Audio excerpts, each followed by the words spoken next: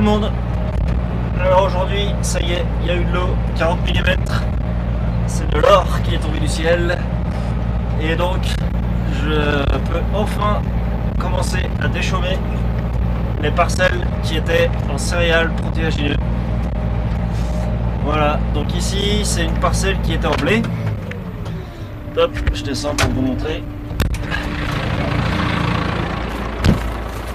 Donc c'était du blé pur. Voilà. Et je déchaume. Alors déchaumer c'est quoi? Déchaumer c'est passer un outil avec des dents ou des disques. Là c'est surtout des dents. Les disques ici servent juste à refermer la terre comme ça. Suite au passage de la dent qui fait un espèce de sillon ici. Voilà, ensuite on a un rouleau à l'arrière qui sert à régler la profondeur. Et l'objectif c'est de mélanger les pailles, enfin les résidus de paille, les chaumes qu'on appelle. Ça c'est du chaume, on appelle ça des chaumes. Donc l'objectif c'est de les mélanger à la terre, au premier centimètre de terre. Alors on casse aussi les renouées des oiseaux comme ça. On casse le trèfle, même si j'aurais préféré le laisser, mais il n'y en a pas beaucoup. Et en fait, la matière organique, donc les chaumes, les résidus de tout ce qui est vivant, tout ce qui est de l'herbe, que ce soit les trèfles, les mauvaises herbes, tout ça, ça va se dégrader. La matière organique va se dégrader. Et puis les grains de blé qui restent au sol aussi, parce que la moissonneuse en laisse toujours. Il y en a toujours, donc bon, je ne sais pas si je vais en trouver, mais la moissonneuse laisse toujours des grains au sol. Et du coup, le fait de passer cet outil là, ah non, je croyais que c'en était un, mais non, le fait de passer cet outil, ça va permettre de faire germer ce blé.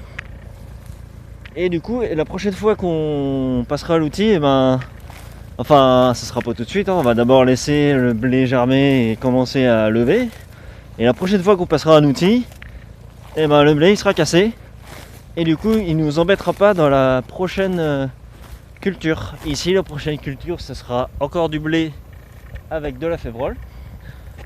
Mais du coup, si on avait du blé qui commence donc à pousser aujourd'hui au mois d'août, ce serait problématique car il aurait un stade beaucoup plus avancé que celui que je vais semer à la Toussaint et du coup il nous gênerait.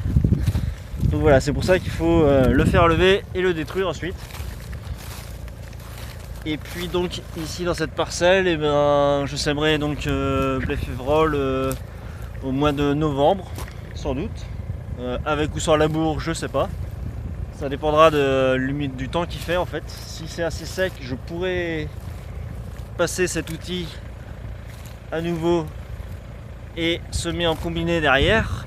Et sinon, si c'est trop humide, si ça colle en fait, je serai obligé de labourer pour remettre de la terre sèche en surface pour pouvoir semer en combiné. Voilà. C'est tout ce que j'avais à vous dire. Allez, je vous laisse, je continue. J'en ai 26 hectares à faire au total. Bon, je suis pas sûr qu'il ait mouillé assez sur toutes les parcelles, surtout les plus éloignées. Je crois qu'il y a eu moins de pluviométrie, je verrai ça demain. Mais j'ai de quoi faire, à mon avis j'aurais pas tout fait avant que ça sèche. Enfin, ça va dépendre du temps qu'il va faire ces jours-ci. Mais voilà, s'il y a 3 jours de sec, ça rentrera plus. Déjà que là c'est limite. Je peux vous montrer ici mon rouleau.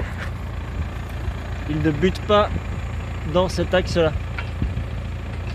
Ça veut dire que les dents elles ne rentrent pas complètement. Sinon cet axe là il toucherait ici. Voilà, c'est pour dire que ce que je fais là, faut pas que je traîne à le faire. Voilà, je vous laisse, à plus.